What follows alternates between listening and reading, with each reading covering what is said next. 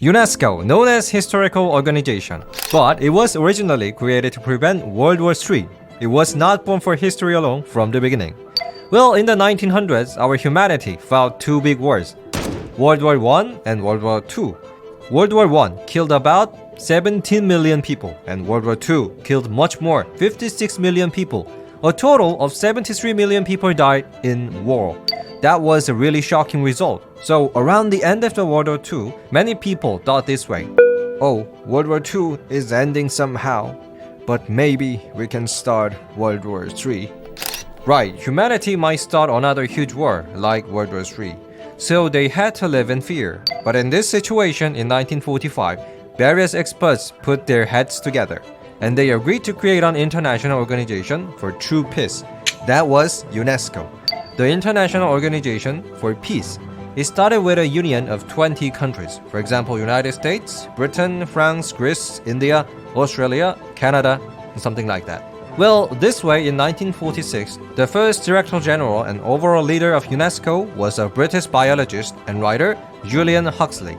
And he left an impressive quote. He said this: "Humanity has never been interested in or known each other's ways in life.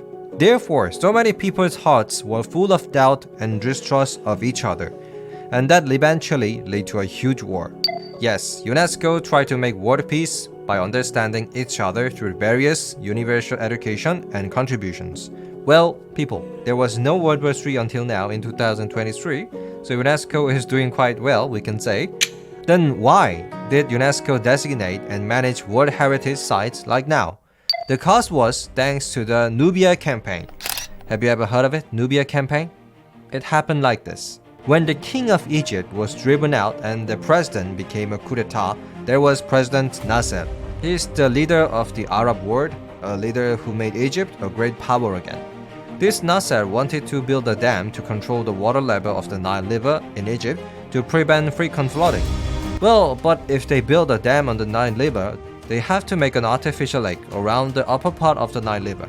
But the problem was, if they build an artificial lake like this, then Nubia's ruins, the very important historical site in Egypt, including the temple of Ramses II, Nubia's ruins are submerged in water.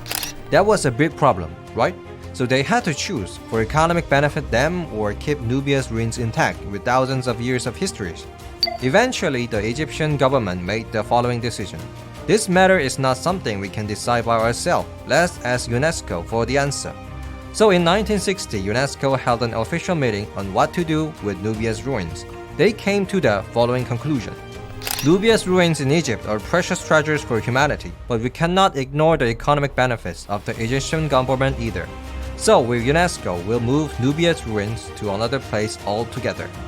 Wow, UNESCO came up with a very innovative way. If they move Nubia's ruins to another place in Egypt, they can save both the ruins and build a dam. But there was a problem. These Egypt-Nubia ruins are huge. It's like combining 157 soccer fields. So it was the largest moving project in human history. There is no such big move like this. Okay, UNESCO named this moving project as NUBIA campaign, and they got help from all over the world.